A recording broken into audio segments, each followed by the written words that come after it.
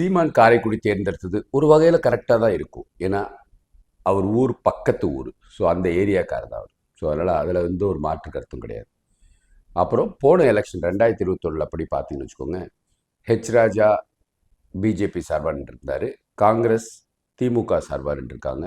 ஆனால் காங்கிரஸ் தான் அப்போ ஜெயிச்சு அவங்க எம்எல்ஏ இருந்திருக்கா போன 5 ஆண்டுகள். போன 5 ஆண்டுகள் அவங்க பெருசாக ஒன்றும் செஞ்சுருக்க மாட்டாங்க. காங்கிரஸ் வந்து என்ன பண்ணியிருப்பாங்க, திமுக காரங்களை வேலை செய்ய விட்டுட்டு வேடிக்கை பார்த்துட்டு இருந்திருப்பாரு. சீமான் ஜெயிக்கணும் அப்படிங்கிற ஒரு சிந்தனையில் அந்த இடம் சூஸ் பண்ணியிருக்காங்க. அதுக்கு என்னோட வாழ்த்துக்கள்.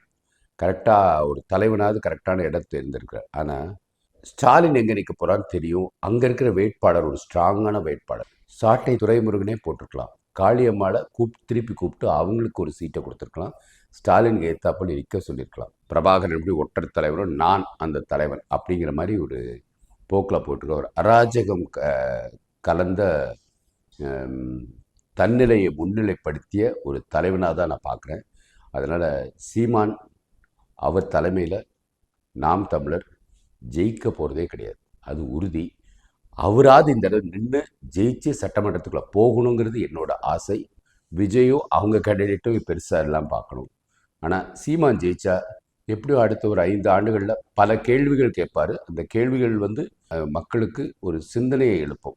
காவேரியில் தண்ணி வரலையா, திமுக காரங்க ஒன்றும் கேட்க மாட்டாங்க, அண்ணா திமுக காரங்க கேட்க மாட்டாங்க. ஆனால் சீமான் கேட்பார்.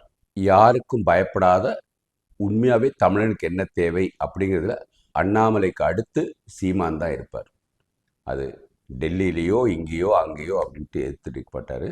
ஆனால் உண்மையாகவே சீமான் காரைக்குடியில் ஜெயிக்கணும், சட்டமன்றத்துக்கு அவர் எம்எல்ஏ போகணும், போய் கேள்விகள் கேட்கறதுக்காக நமக்கு ஒரு ஆள் வேணும். ஸோ காரைக்குடியில் இருக்கிற மக்களே, தயவுசெய்து இந்த தடவை உங்கள் ஊரில் இருக்கிற ஊழல்களெல்லாம் புட்டாக வெளியில் எடுத்து வச்சுட்டு அங்கே இருக்க இளைஞர்கள் வழியாக சீமானை ஜெயிக்க வைங்க. வாழ்க பாரதம், வளர்க தமிழ், ஒளிரட்டு தமிழகம்.